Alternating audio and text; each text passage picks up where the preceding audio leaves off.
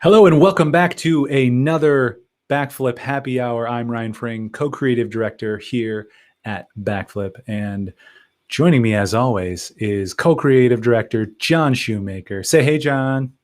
Hello. We're going to start the top of the show with our drinks, and there's never any pressure to drink. We like you to stay hydrated, but we are drinking alcohol right now to celebrate the Siete de Mayo. I have a margarita, freshly made with freshly poured lime juice. What do you got? I have a traditional Siete de Mayo drink of a red lager, Lady Luck from Carbon 4. Not freshly made. It was made many moons ago. So, but Yeah, and if you are drinking with us, we are live. Let us know. It can be anything. I've also got some Clarb here. I've got some sparkling water. Got to stay hydrated, right? So we're super excited. We'll bring him in. Today, we're hanging out with Eli Fhima. What's happening, Eli? What's up, buddy? I got some European brew. It's a Minnesota coffee company, and I may or may have not put brandy in it, but trying to keep up with you guys. Yeah, you gotta manage it just right. You know, I gotta get my juice in. Happy to be with you guys. Yeah, man. Thanks for showing up. This is a really fun one. I feel like we've never hung out before. I just come to your restaurant and see you and get so excited because you're fantastic at what you do. But for those who don't know who you are, can you give us a little introduction? Yeah, my name is Eli Fhima. I'm general manager, director of operations, Maître at Fima's Minneapolis. Our company, Faces Minneapolis LLC, is the official caterer for the Minnesota Timberwolves and Lynx. We have a restaurant downtown here in Minneapolis. We have bakery accounts at the Fillmore and the Hewing, and we're opening a few other locations. So we're a food and beverage company based out of Minneapolis, and I'm the director of operations. My dad, David Fhima, is the chef and founder. And we met a few weeks ago, Ryan, or about a month ago now. And we had a blast. And as you see, I work the floor as maitre d' by night and operate by day. Yeah, that's a fantastic story. And I think it just speaks to kind of your personality, how great it was to meet you and be at the restaurant and have that experience, because we were traveling with the Your Call MN campaign that we're working on, and we do a lot of work in the Twin Cities. And Lola Red had given us a recommendation, like, oh, we'll get you guys the reservation. You got to go here to Fima's. It's the best. They'll take care of you. And with a encouragement like that, you're like, oh, all right, sounds great. You never know what you're going to get. But we walk in and the space is gorgeous. It's kind of like, how do you describe this style? It's like kind of old fashioned gangster or. Yeah, so we're located in a 1930s Art Deco room. The room originated in 1930 or 1914, actually, as a Saks Theater. It was the first cinema in Minneapolis, and it was coined like one of the cinema gems of the country. And then that turned into the Forum Cafeteria in the 30s. That lasted through the Great Depression, through the Prohibition, all the way to 1964. And then in 1964, a group of developers came into Minneapolis and wanted to tear down the building. And city council got together and like, no way, this is a beautiful room. Let's fight for it. So they contacted the Historic Registry of the United States, and Historic Registry surveyed the building and stamped it historic. So in 1965, it became historic preservation. And they funded a $10 million project where they took out every square foot of this restaurant, stored it in a warehouse, demoed the building down, and then about 10 years later, when an opportunity arose to replicate the room, they replicated the room in the space that we're now in off Hennepin and 7th. So then it opened up as Scotty's Disco Club. Wayne Gaskowski put in the Goodfellas restaurant in 1990. So it's been around for 90 years. Of those 90 years, it's been vacant, empty for about 30 of those 90 years. But if you ever come visit us, you'll see the beautiful Art Deco detail all throughout the restaurant, 25-foot ceilings, hanging chandeliers, all original from 1930. So, well, I mean, we're merely the caretakers of this room, and we'll pass it on when we're ready to give it up. But yeah, if the walls could talk, I'm sure they'd have a lot of stories. I mean, from the disco days to the Goodfella days to the cafeteria days. It's beautiful, actually, how they started. Well, this building in 1930 was the former cafeteria, and the whole point, the whole premise was to give lower class citizens a beautiful dining experience, a beautiful way to dine. So they would have like blue collar workers from the railroad in St. Anthony, Maine, here in Minneapolis, come down. On average, 2,200 people a day would come through these walls and have, breakfast, lunch, dinner for 5 to 10 cents a meal, and you'd be in this ritzy, Great Gatsby vibe looking restaurant. So it started off as a cafeteria, and that's it's part of our story to tell the story and to take care of it. Yeah. So we walk into that.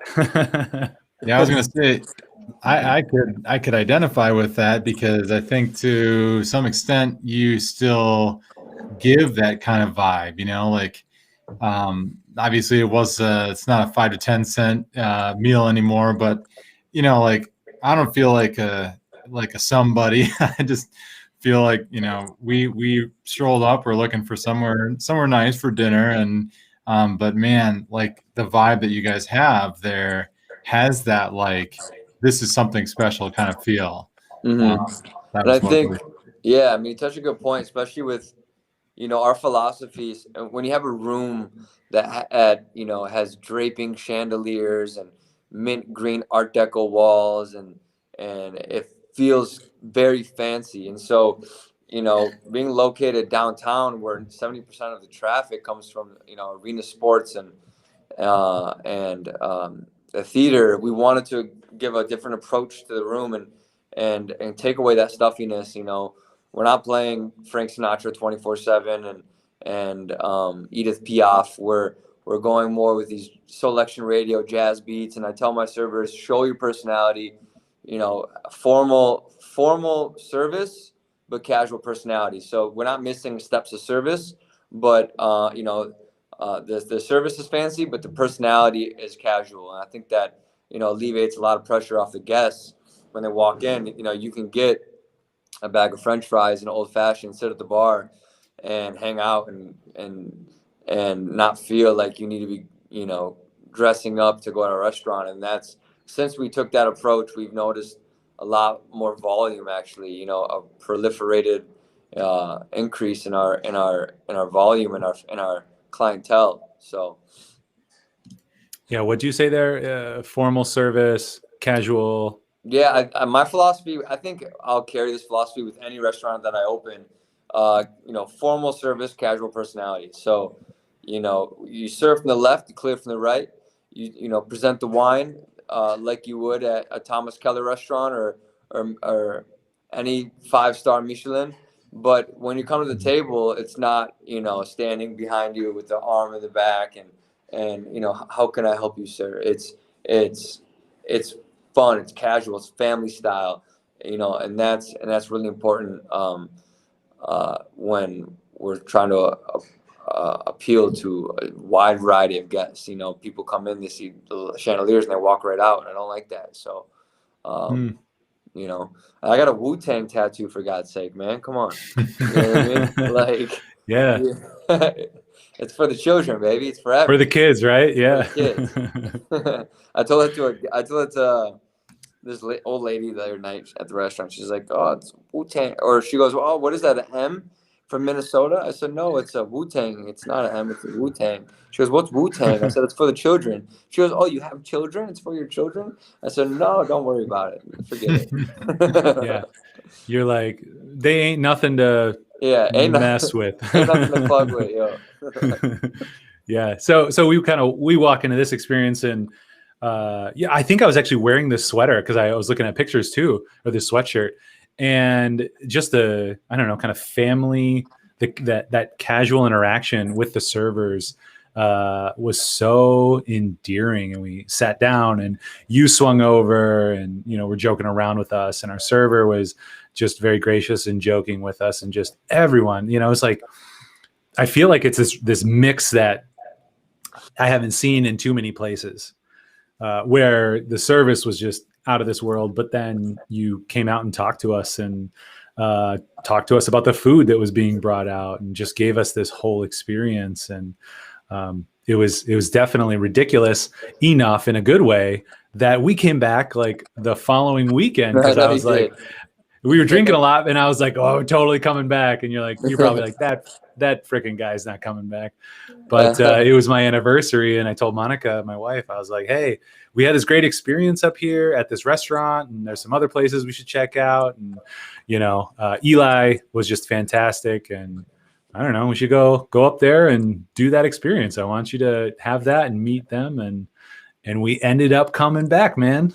I know it was great seeing you a second time. I think, to your point, I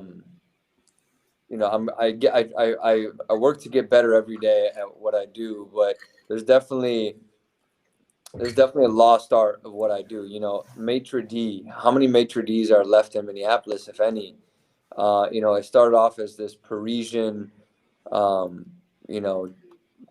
occupation. We're in Paris, subsequent to the French Revolution, the food scene in Paris wasn't as the gastronomes started the food scene, and after the French Revolution and the 1800s, wine and food connoisseurship started taking place, and mid 1800s you see these maitre d's start popping up in Paris, and it's pretty much a glorified host, and so that became popular, obviously through the 1800s, through the 1900s. Maitre d' as this occupation in the restaurant industry, where you cajole your guests, you know your guests by first and last name, you know what your guest likes to drink, what they don't like to drink, where they like to sit, the name of all their dates if they brought in multiple throughout the week, and not to spill the beans on their dates. I mean, it's this really intimate relationship with the guest that the maitre d',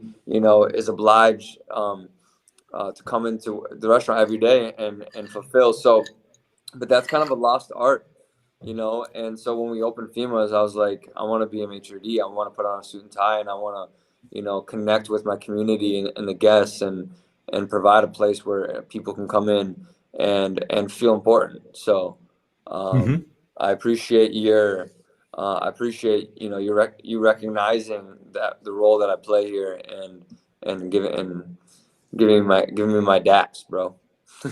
Yeah, dude. Well, there's that phrase, in business where they just kind of one of those rule of thumb kind of cliche phrases that helps you come up with some way to do customer service. It's like, treat every customer like they're your only customer. Mm-hmm. And exactly. I think it's really hard to do in practice, but like, if you can do it, there's a noted difference. People feel it.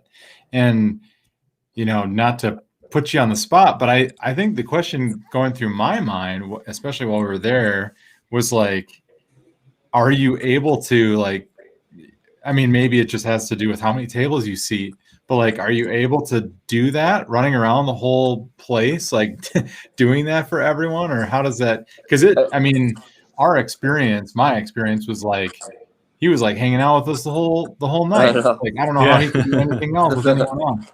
Well, I love when I've friends come in, it gives me an opportunity to kind of loosen up the tie a little bit. But there's some maitre d's. This lady, you have to fact check, Marianne something. She died.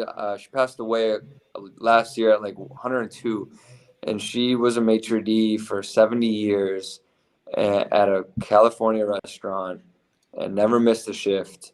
And I'm like, whoa, like, I mean, it's not for me. I'm just getting going in this industry. I mean, I'm 10 years in, I'm getting going, and I don't know if it's sustainable, because it's it's genuine energy that I'm giving.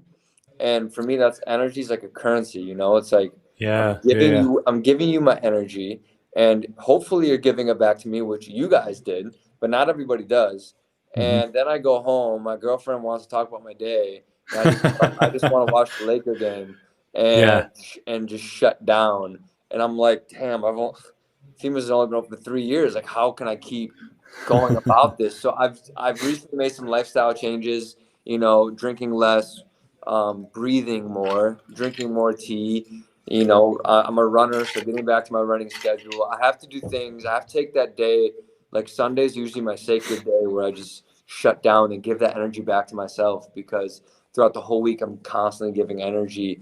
And so it is a difficult task, but I've got so much gas left in the tank, man. So yeah, long way to your question is I'm going to do it, and I can do it. I mean, tonight I have 150, 200 guests coming through the doors, and I'm going to give everybody my energy, and hopefully they'll give it back to me, and then it's recycled. So it's all, if I can recycle that energy and give it to you to give back to me, then it's, I didn't lose any energy. But it's just those guests that come in and you give them the energy, and then you think everything is good, and then they go write a 1-star review on you. So that's when it's tough. But that's the industry, and that's what I got myself into.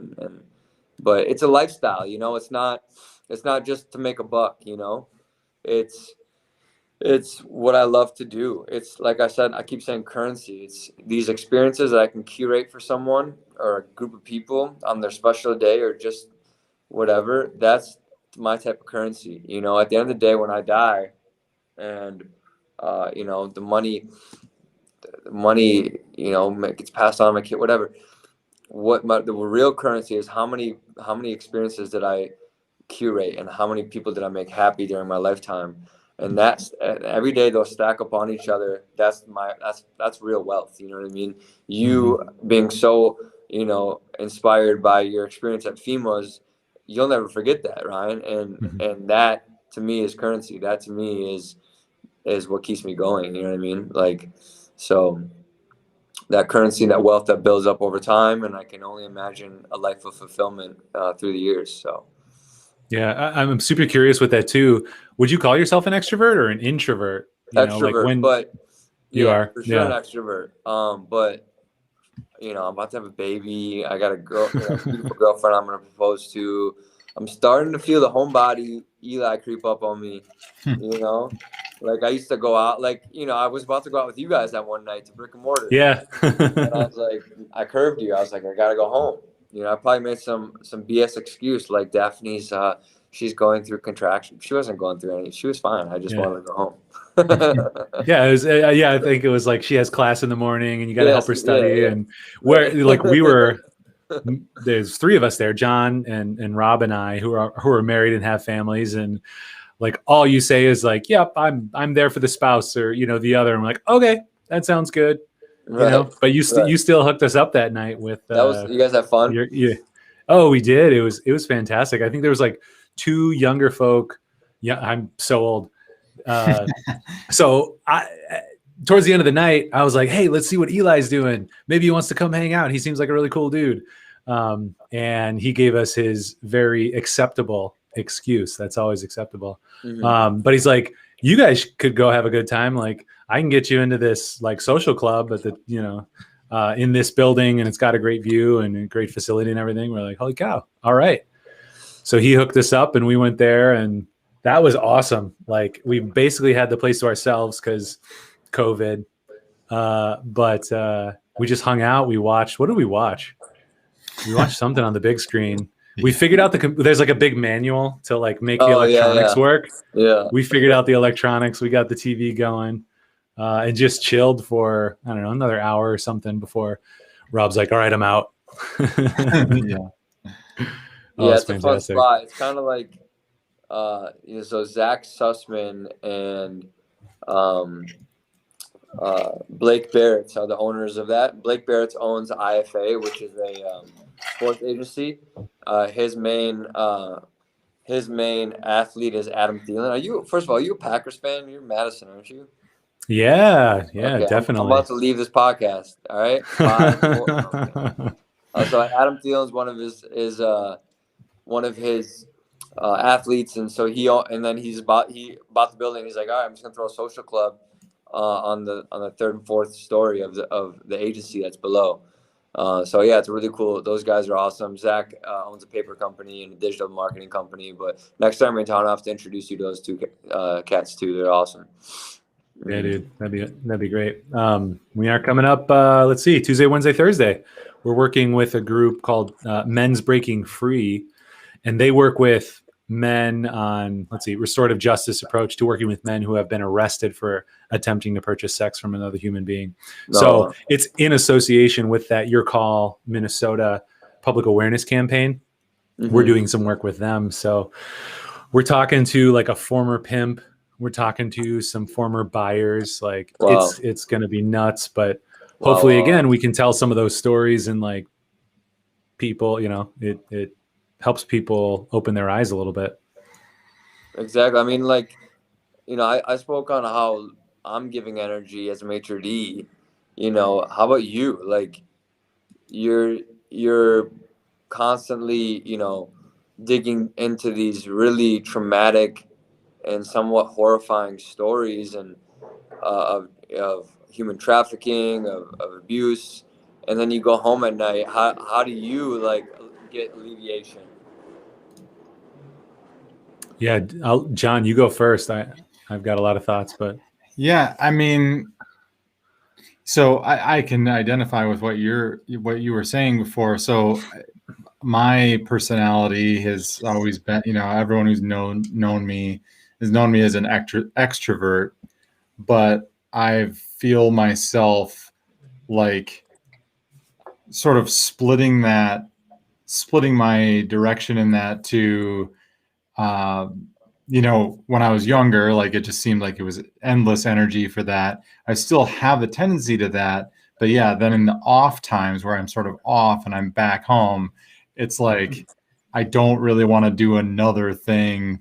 I find myself, even though it sounds kind of sad and lame, I find myself like not looking for more people to get together with and hang out with. You know, you're like, Right. I think I did a lot of that. But yeah, with the heavy and hard stuff, I think it's just trying to keep it. I mean, this is like a bigger philosophy that I really haven't, you know, thought about or hadn't practiced for this discussion, but it's trying to keep it focused on like the person in front of you, because you can really get overwhelmed by the size of these problems, the size of these things, but you can be present to the person in front of you who's telling you this story about what they came through and whatever. And that's really inspiring, even if it's hard and heavy. And then when you get home in the evening and with your family, like, you know, it's not being true to the concept or to the problem, to allow yourself time to not think about it. Like, allow yourself to like set it aside. Now I got to be present to them. Like, got my kids here and we're reading books and it's time for them to go to bed. So like we do that and whatever. And you might have those waves of times where those like the heaviness of what you were working on maybe kind of pop back into your mind. And that's okay to acknowledge. But like, it's not, you're not, you know, doing it any services by living in that constantly mentally. Otherwise you'll just break yourself down and then you won't be of any use to anyone. So it's good to like set it aside, replenish your energy, bring it to, you know, whether it's meditation or prayer or something where you can kind of like reset, refocus, you know, however it is that you tackle that. I don't know. yeah, no, I feel like it's a similar thing, and it's interesting, and I might be a little different. So I don't know how empathetic you guys naturally are, but I have to work real hard on empathy. And I can definitely be empathetic, but it's not my first response. My first response is kind of maybe your stereotypical male, how do I fix it? So when I hear something, I'm like, okay, that story sounds really crazy. How do we prevent that from happening in the future? You know, what can I do? So there's a lot of that, but you know, any of this content that we're working on is going to creep in to your mind, just because, you know, we're people. And so I think for me, there's kind of that surgeon style separation that you have to do in order to get through. And, you plan a lot, you figure it out, you work towards something that can heal and help. And through that, you're able to overcome maybe some of the difficult feelings when you hear these stories of, I can't remember, a toddler running and 3 or 4 years old or whatever, and like having been raped, right? Like that just is messed up. But it's interesting because like I can get into kind of an emotional space where that affects me, but it doesn't affect me necessarily as much as my 4-year-old. She actually hopped on the back of one of our vans like a year ago. My wife pulled out and didn't know she was on the van, and she drove like 1.5 miles with our, Oh my God. at the time, 3-year-old hanging on, to the back of the van. And she only got up to like 40 miles an hour, but yeah, that would be a severe injury if it didn't kill her, if she fell off. And like that mentally traumatizes me. Like I can't think about that. But for instance, like with all this kind of the prostitution and sex trafficking, it's not as close to home because I haven't experienced it. So there is some emotional separation, even though it can impact me.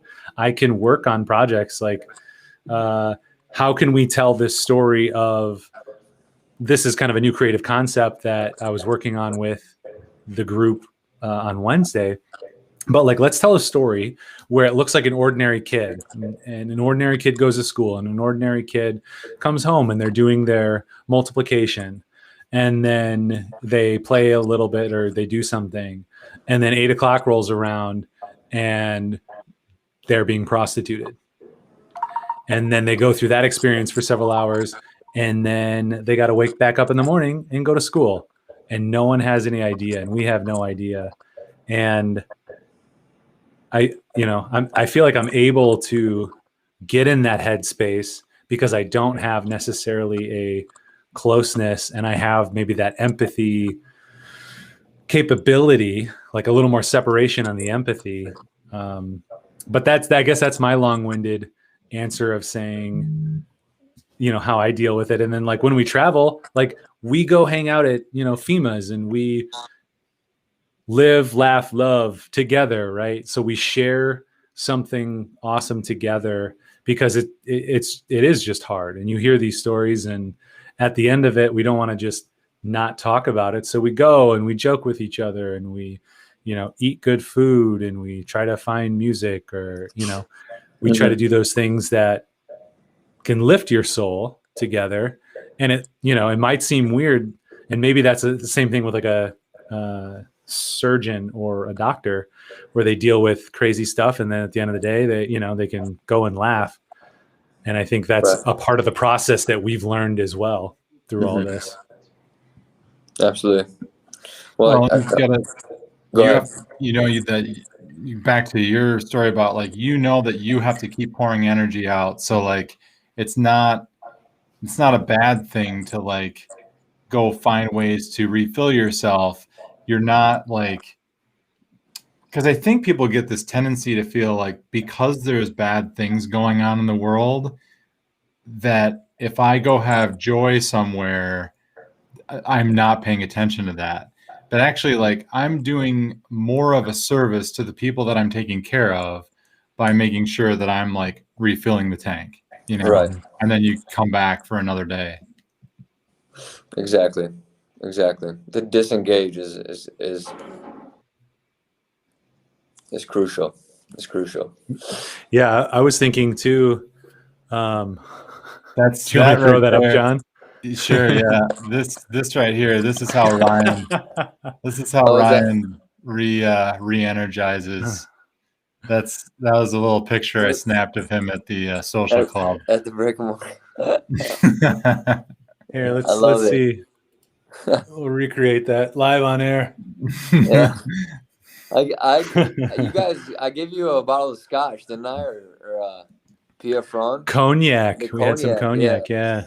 That's my favorite one, the Pierre Franc. It's phylloxera wiped out this the Pierre Franc estate in the 1800s, and they never were able to replant and replicate this Pierre Franc.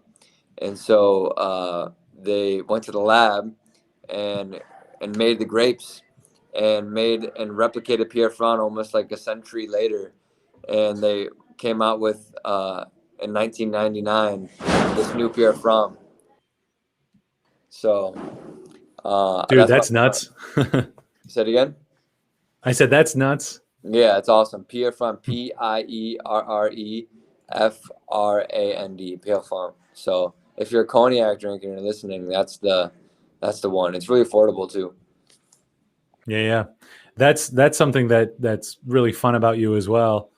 Your just depth of knowledge in these areas kind of combined with your outgoing nature. Because it seems like maybe you'd have one, like you could have this depth of knowledge and then you'd be super awkward to be around. But you're like, they got a great depth of knowledge.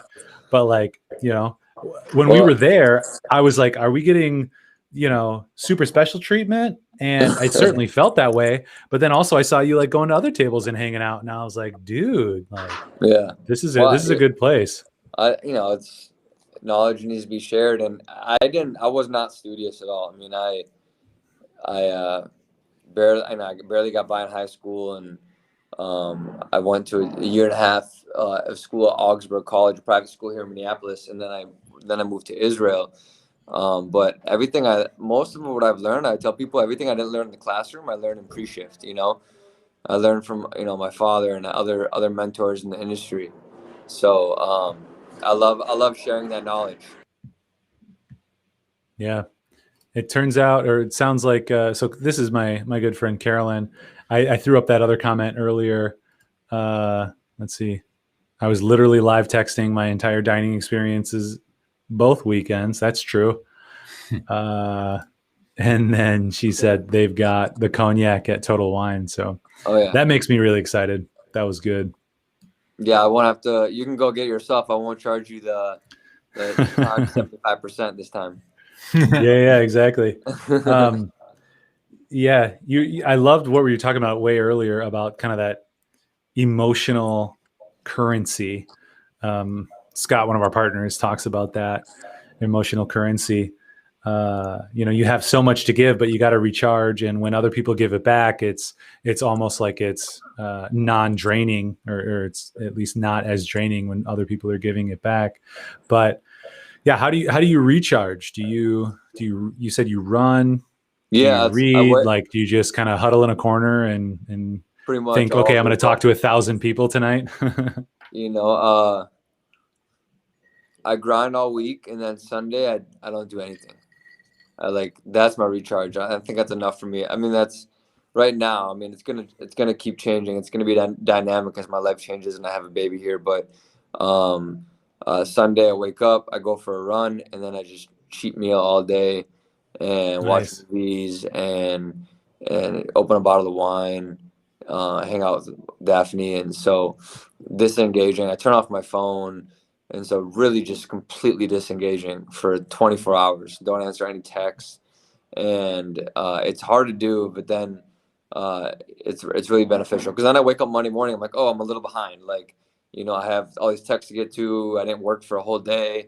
All right, so then I feel like my back's against the wall to start the week. And I kind of like that. I kind of like being under, distress a little bit, like Kobe in the fourth quarter, baseline jumper, fadeaway.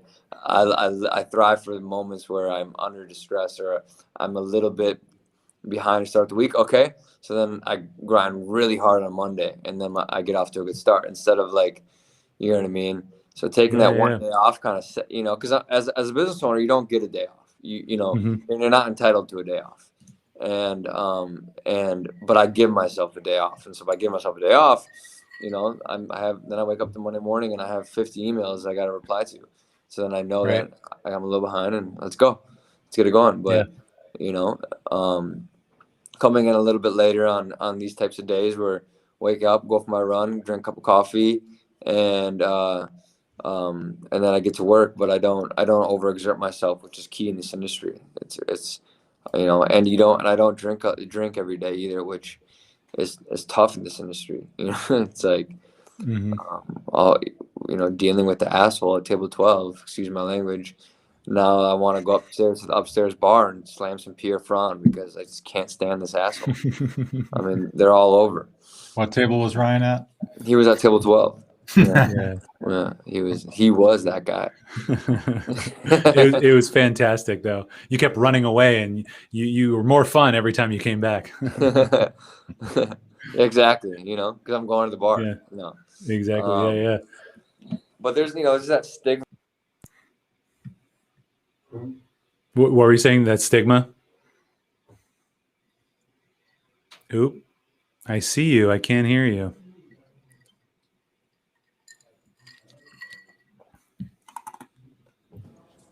Now I don't see you. Now I do see you. I cannot hear you though. Can you hear us? There we go. Oh, there we go. Nice. Yeah, I mean, there's a stigma that all the chefs and waiters and bartenders and everyone has their vices when it comes to alcohol and drugs in this industry, and so it's really key for longevity, I think, to anybody who's wants to be in this industry for a long time and be successful at it, to shy away from drugs and alcohol.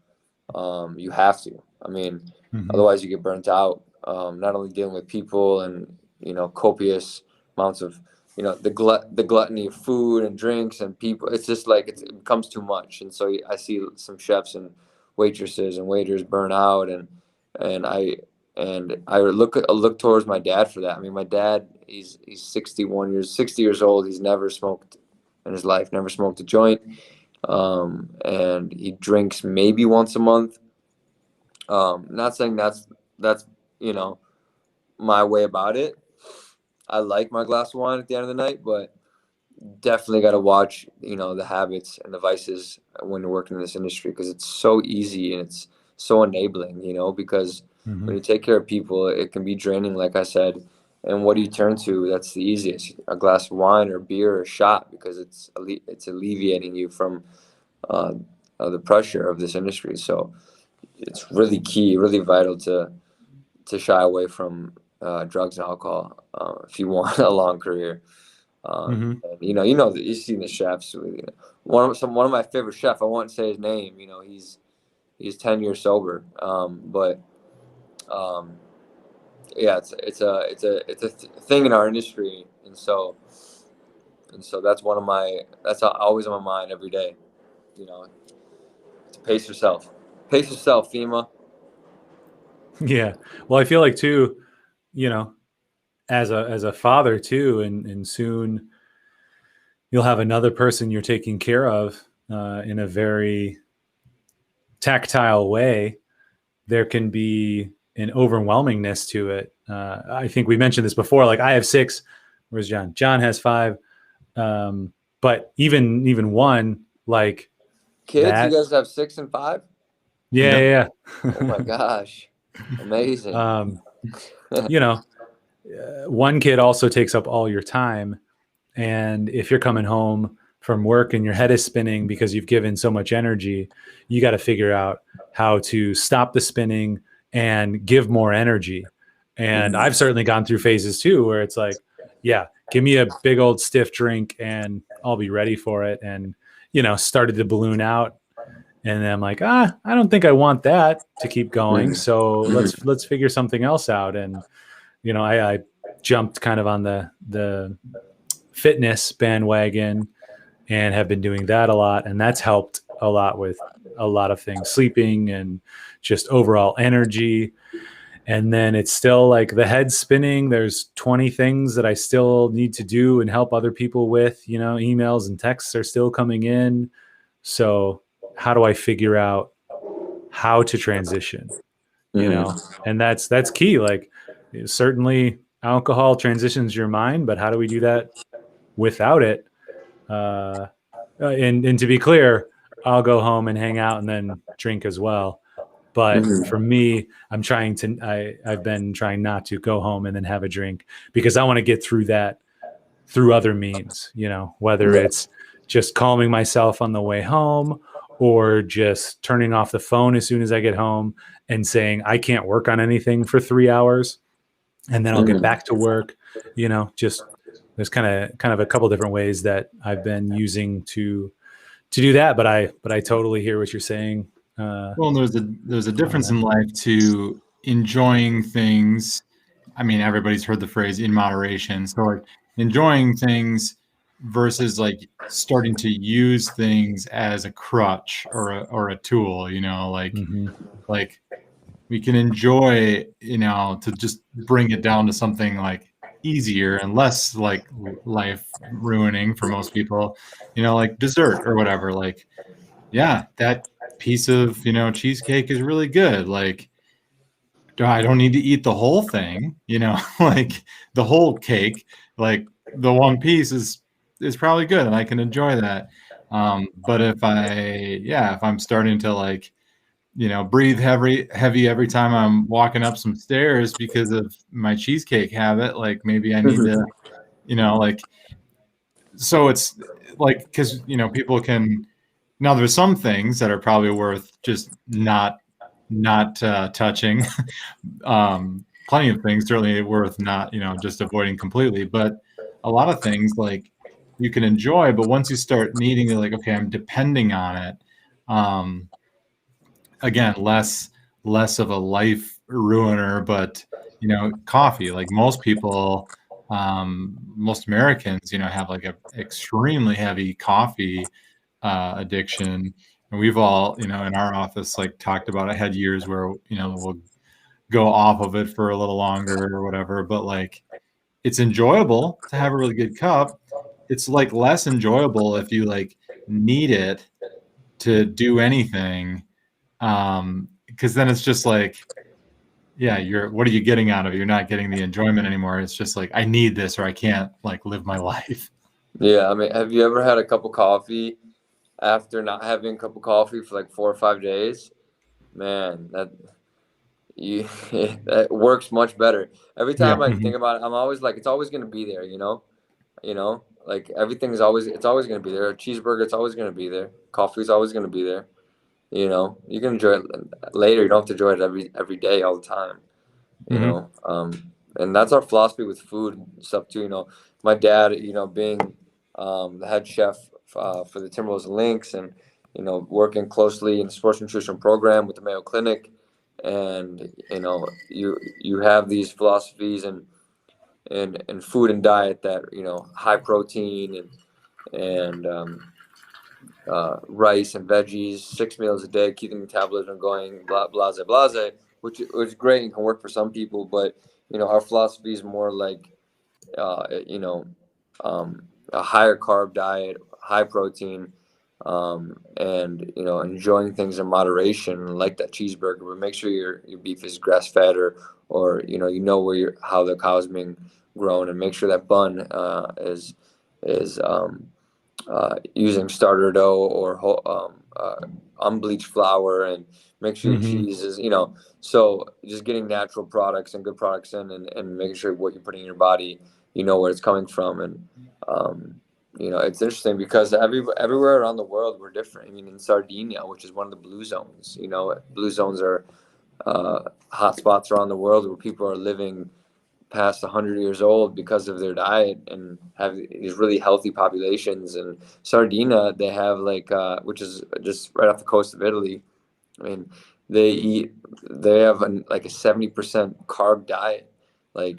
And here in America, we're like, oh, it's high protein, low carb. But over there, they're living to 110 years old and they're eating bread all day. So, what is it for everyone's body's different everywhere you go to. So, finding that balance early on can really help. And we all have our vices in food. But I'm currently training for this marathon, so I've been doing a lot of carbs, which helps me run. So yeah. And with that food and the diet is fascinating as well, because I think what we find too in those specific areas of the world is kind of like you said, like a sourdough as opposed to a super processed white bread, or just more natural, less processed, less high fructose corn syrup and things like that. And then when you get there, you can eat more carbs when it's not all the junk that's getting stuck in your body and Right. not doing well, Right. not really giving you the nutrients you need. And I think that's what we find in a lot of those places is, it's also got yeast, which can help with gut health. And, Mhm. there's those other elements that if you were to just take that and be like, I'm going to eat tons of bread, and you didn't really think about the bread that you ate, you could, Exactly. Exactly. do some harm to yourself. Well, I've thought a little bit about that too, just because of and it's funny because like the certain diets and health trends, like I don't think it would be accurate to call most of those like unhealthy, because in general the overall benefit is that they're healthy for people. But there tends to be these like all or nothing sort of trends, like you said, where it's just like, oh, carbs are evil, everything. And I was talking to my wife about that, like over the last year, maybe a little bit more, I've been making a lot more homemade bread at home, because she's been avoiding dairy because of our youngest, who can't, do dairy very well. And through nursing, she gets enough that it's not good for her. So I've been making it so I can control the ingredients in it. And I just keep thinking to myself, I'm like all these people throughout history, like their diet, they didn't have like any money. And so their diet was like bread. And then you could get like a little bit of meat maybe. And then if you're really lucky or in the right season, you could get some vegetables. I'm like, that can't be the equation. It can't just be like no bread ever, never. And it probably, again, gets to the either it's the processing, or it's the fact that carbs aren't great if you're frying them in like oil all the time. So like if we're talking bread that's deep fried, like maybe that's. And since you brought up the word oil, I love sharing this piece of knowledge with people. And I think this is not subjective. This is plain fact. So most people, including myself, prior to knowing this, cook with olive oil. Okay, olive oil has a smoking point of around 140 to 160. Okay, so if you're cooking with olive oil, what happens when when you go over the smoking point of any type of oil? That oil becomes toxic. So olive oil really, especially the Mediterranean diet really exploited this. But olive oil really is not something to cook with. Olive oil is something that you want to garnish with, right? So in a salad, drizzle over your toast, over your eggs, or slow cook, on your pan, really low heat. You want to make some eggs, really low heat, but that's okay. But rice bran oil is probably your first best option, other than people will say whatever they want about canola oil and vegetable oil. I cook with vegetable oil, but if you can find it, rice bran oil, that is so great. It has a smoking point of like 200 something, so you can crank up, you can saute, caramelize, reduce. You can do anything with rice bran oil without it becoming toxic. And so we talked to our staff about that, and everyone's like, "What? I've been cooking with olive oil my whole life." I'm like, "Well, I would recommend changing it because it does become toxic and release toxins in your body." So rice bran oil is what we use in our restaurants. What we've been using for almost 2 decades. We get it from U.S. Foods. You can get it. Probably have to look online for it. Otherwise, maybe at like a Whole Foods you can find it. But yeah, so look at your smoking points and all the oils you buy, and make sure you're not exceeding those smoking points, because at that point your oil becomes toxic. Yeah, I have heard that about the olive oil, and I think we use a lot more. Was it avocado oil? That might just be a hip millennial trend, but more avocado oil, some coconut oil as well. I'll have to look those up. What I love about rice bran oil, it's a flavor neutral. So, I mean, I love avocado oil. I love coconut oil. Those are great. They're healthy for you. But they will um, they will add a flavor to your dish. So, what I like about rice bran oil is it's flavor neutral. There's a little bit of nuttiness to it, but I like, it can really go well with anything, especially the eggs. Yeah. So one thing I was just thinking too, getting back to kind of the World Health type of idea, and John, you mentioned the simple diets that people used to have. Fasting is fascinating, and different types of fasting. You got to figure out if it's right for you, and there's lots of different versions of it. But that's one thing that humans have been doing for as long as there's been humans, in that we get food and we eat it when we have it, and then there's long periods, days when we don't have food, and our bodies have adapted to that, such that it can be very good on a lot of different fronts to do regular fasting. I forget the scientific term of it, but there's kind of the idea that your body needs to renew itself, right? Rebuilding cells and healing the areas of the body that have been damaged, whether it's muscle, skin, or any of your cardiovascular system.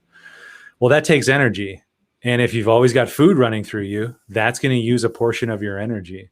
So by fasting, you get that energy back. Oh, we lost him. I'll keep going though.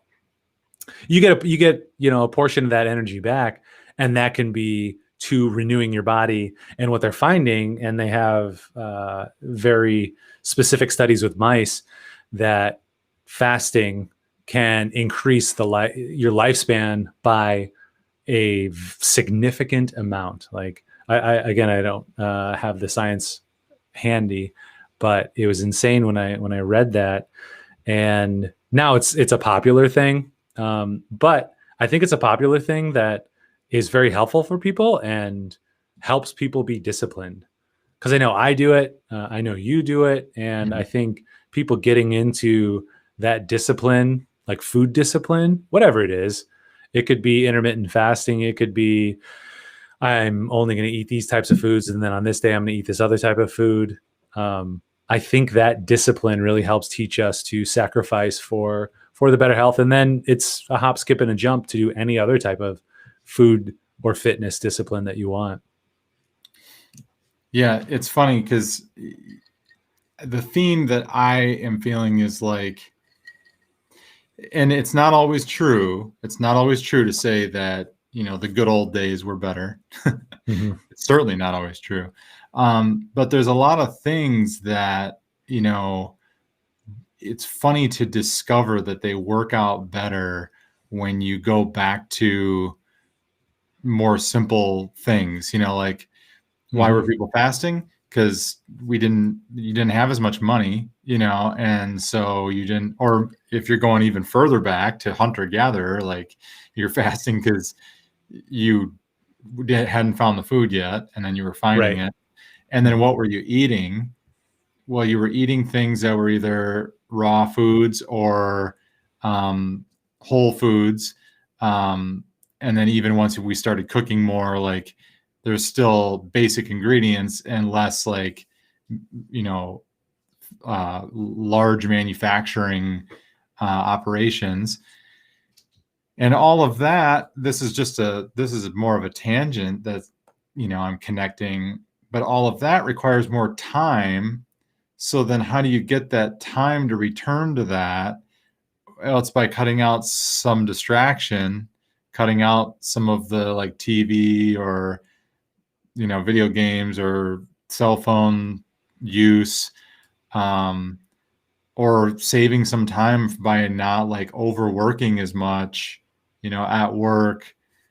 There's just like all these things that are connected that like boil down to like the most healthy things that you could be doing in life. Like, because if your barrier to eating better by like cooking your own food is that you don't have time, well, then you have to address the reasons that you don't have time. And if you start figuring those out, it's like, okay, well, that's actually better for you too, Yeah.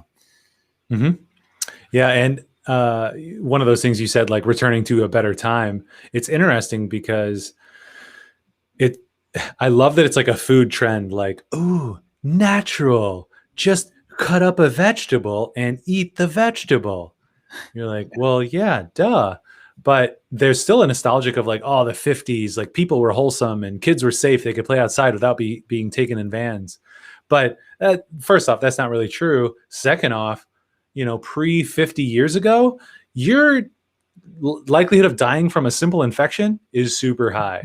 Yeah. Like our medical advancements in the last 100 years are insane. Your survivability is insane. Now, science has also given us plastics, which I was listening to a podcast today, are getting into our food and causing men to have smaller body parts, not penises.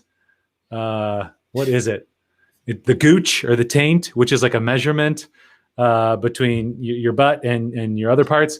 And like that is a signifier of lower sperm count and lower fertility. And fertility is like reduced like 50%, I think they were saying, based on the prominent use of plastics post World War II. And the science is like, don't, eat stuff, don't microwave stuff in plastics, even if it says it's safe. Things that are pushed through plastics like milk. Also, this is not me tinfoil hatting. There's about 20 years of scientific research, and they're on the Joe Rogan podcast. I forget the doctor's name because it's like people just don't know. So we're trying to get the word out that plastics are having a negative effect. Now, what they have studied is like after 3 generations, that effect goes away. So like the human resiliency is like nuts, pun intended. But yeah, return. I wouldn't want to live in a past time unless it was like, I don't know, 5,000 years ago or when Jesus was around, just because it's cool time. I wouldn't want to live 60 years ago. I wouldn't want to live 100 years ago because the medical advances mean I'm not going to die from an infection of my foot. Mm-hmm. Yeah, Carolyn's just lots of ha-has. We definitely went in a direction there. Yeah. We're all adults here. This is probably, I feel bad that Eli is missing this because this is probably for another discussion, another time. As I say the statement, it will make a statement that I'm trying not to make, but it's unavoidable. I'm not saying that I've become a prepper. That sounds like something a prepper would say. Yeah.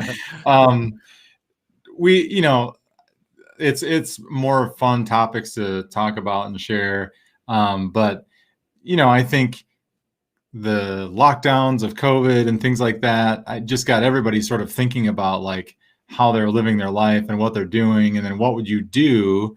This is the side of it. What would you do if certain things took place? If certain emergencies took place, if you weren't able to access the grocery store in the way that you are used to. Mm-hmm. And that chain of thought has been very entertaining and interesting to me to sort of like learn more about that, because it's fascinating. This is related to food, but it gets beyond it. Like, I think a lot about how what's the word I'm looking for? How incompetent we all are in comparison to like previous generations. Right. I'm like, if we don't have these things, like our grandparents' generation, probably most of them could do it. Most of them probably knew how to get food, make their, in some way. Maybe they would have been less successful and some would be more. But in general, water. Yeah. Or like, how do you preserve things without like refrigeration? Well, if you grew up in a time when you didn't have it, you would know those skills. Now, yes, there's been advances medically that are good for us since that time. Like you said, you kind of like, well, I'm not saying that I want to go back to that time, but there's like a loss of skills and a loss of like way of life that we've lost, or we've experienced the loss. Right. And Yeah. it's just that's been interesting to me to kind of like learn some of that stuff. And I love that we're going here. I hope people enjoy listening to it until Eli comes back. I'm sure his phone died. That's probably what happened. But so talking about prepping, and Trent Horn, apologist at catholicanswers.com, talked about grid down. Like that's the thing he's most afraid of is like when the electric grid goes down, because when that happens, you're going to lose your water, you're going to lose your heat, and that basically cascades down to everything. But the biggest thing is like water. Right? You're in the city. How do you get water? So, I mean, I'm fairly, I watch a lot of shows and I feel like I'm fairly handy, and I'm like, I know what you could do.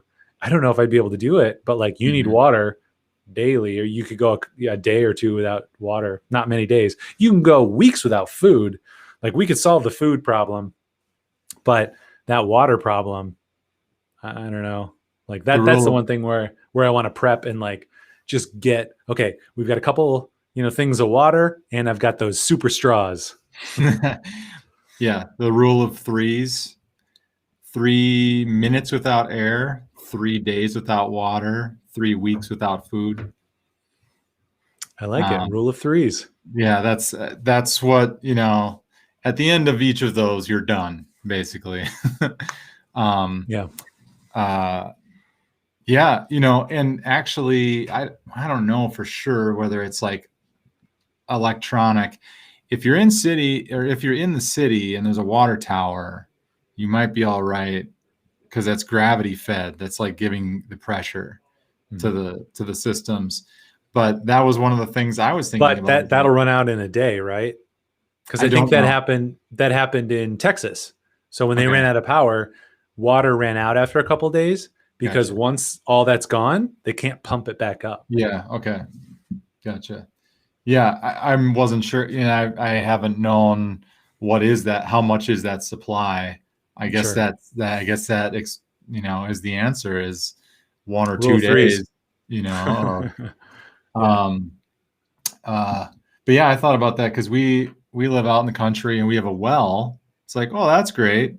Except that we're dependent on power to pump water up from the well, to get into our house. So yeah, maybe we'll have to do an episode or a special podcast or a blog article on some of the just random projects. I mean, partly they were just things that I did to like entertain myself and keep busy while I was at home all summer, with the kids, with everything shut down.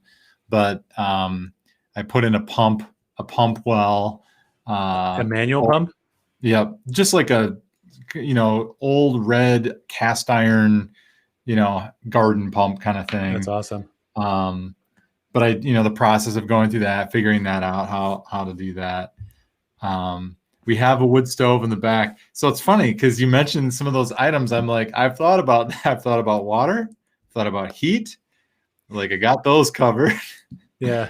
Food is a harder one, but you got 3 weeks to figure it out. You have ammo and guns. That's true. So, which, was getting in short supply when everybody was getting worried.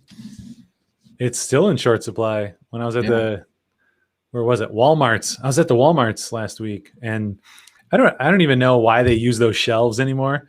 There's like one case of some random ammo that I'm like, I don't even know what that goes in. And it's completely empty. Like, you're not going to get an ammo supply back. Just go ahead and fill that up with Cheetos and Doritos and things.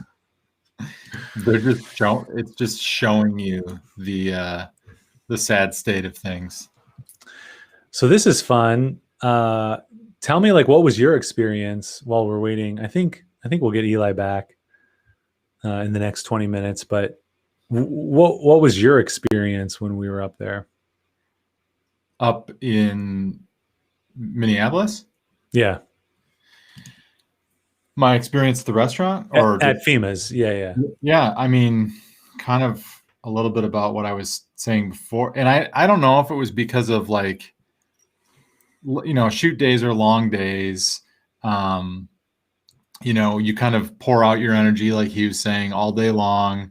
And Yeah. then, a meal, just food is like the one thing on your mind in the evening. Um, and we always try to find a decent place, a nice restaurant or something. So I don't know if it was my mindset or if it actually was the reality, but my experience was like, this is the best restaurant experience I have ever had in my life. Oh, nice. Like it was, it was just, the food was so good. The wait staff, was amazing. Like Eli was all, obviously great, but the wait staff and just the fact that like my family and, some friends will tease me about my asking staff about their recommendations at restaurants. Yeah. But the reason I do it is because I don't always know. Yeah, because you're not the expert. I'm not picky. So I Yeah. like most things. And so I also just want to know, like, well, what's good here? Why do people come here? What are you known for? And sometimes the staff in different places is not very good at answering that question.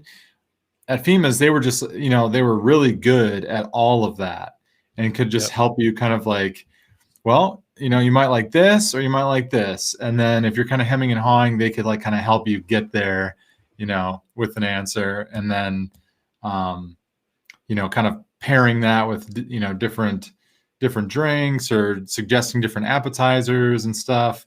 And yeah, it's not like, I mean, if you're just trying to like, get in and eat a meal and get out the door with like a small, for a small budget or whatever, that's not the kind of experience that you want. But like, if you're going out for a nice dinner, like that's what I want. Like, I know within a reason, You want to be taken care of. Yeah. I know it's going to be, a fancy experience or whatever, not fancy, but that's what I want. Like, I don't want to just be like left there.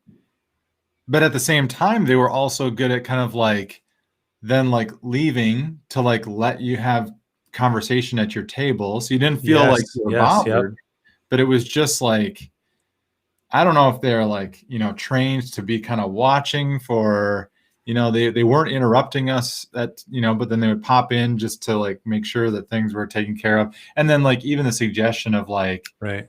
We ordered some appetizer thing and the other guy, the waiter who was working with us, he's like, Johnny. He's like, yeah, you might want another one. You guys are going to, be happy to get another. Yeah.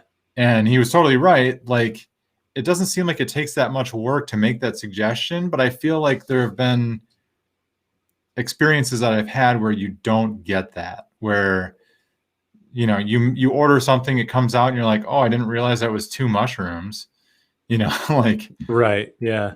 And it's like, well, the waiter could tell you that, or just like let help the experience be better.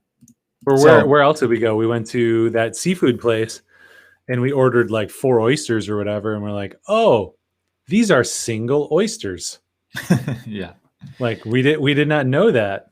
Well, case in point, that place, I don't know why. It was good food, but service was terrible. Yeah. The 2 times we were there. We were there ready to, we were there with our client and like on a job or whatever. So like we were ready to like have a big meal and spend a fair amount on the dinner and appetizers and drinks and stuff. And we couldn't even give them money to get more stuff. It wasn't like we were being problematic like customers. We just were like, I need another drink and I would order more appetizers and I would order another thing here and whatever. Yeah, but they're just not. Yeah, they're upholding their part of it, like the formal service. They didn't have that. They didn't even have the informal relation. Or I should have written that down. It was sort of formal service maybe, It There kind of was like a had 20-minute period when no one checked back in with Well, us. not good service, but it was like the kind of like they kind of had that air about the restaurant of it being upscale, but you didn't Yeah. feel like they weren't paying attention to you. You know, certainly not Right, that. exactly. Yep. Good times. Thanks for sharing your experience of that story. Let's see. I don't think I have any emails. It's somewhere in my phone. I have a text. Yeah, he went outside and he must have vanished. Don't know where he was going. I mean, it's a mystery because he was walking around with his Yeah. phone. Well, And then he walked I thought it was like, oh crap, my phone's gonna die. Oh, Let's see. I got him in here. Let's text him real quick. Who's on the Otherwise, we can wrap who's it on up. the stream right now? Any guesses? Any guesses to where Eli went? We'll see if we get a winning guess. I don't The know. joy of live stream. I don't know what you win. There we go. Okay. Oh, Carolyn actually said we could take bets on what happened to Eli. Because of the delay, she might have submitted that before you. That's possible. Yeah. So she had the same idea.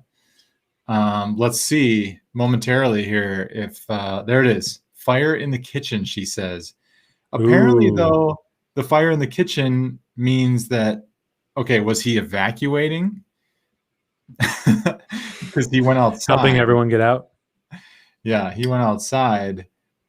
At first, I was going to say, apparently, the kitchen's outside if the fire in the kitchen, but I suppose maybe he wasn't running toward the fire, as I assume a Maître D would do. These are great. Let's get these going. All right. We could take bets on what happened to Eli. Fire in the kitchen, as John just I did. She scooped John. And maybe there's a cognac emergency. Yeah. I guess texting him is not great if his phone's dead. Yeah. There's a fire. If there's a fire, she said, save the Pierre Ferrand. Yeah. Is that how you spell that? Oh yeah. She looked it up, I think. So she's a speller. Yeah. She's yeah. She found it on Total Line. That's, you know what it is like this podcast is like us with our guests and often struggling with technology. And then there's another like unseen guest, and it's Carolyn. Yes, she's our co-host. She's our digital co-host. Actually, she's probably like a producer. Mm-hmm. Yeah. I'll have to give Eli crap too. Rob texted me. We bought that bottle of cognac, so I feel like he owes us a bottle of cognac. Yeah. Well, he said he gave us one, and then we mentioned it was at Total Line, and he said, "Oh yeah, you can get it there, and I won't upcharge you, whatever." So yeah, he did mention that. Yeah. Here we go. So many comments from Carolyn. Thank you. If there's a fire, save the Pierre Ferrand. I know French, bro. This is entertaining. Well, French food and beverages. Oui. Yo tambien.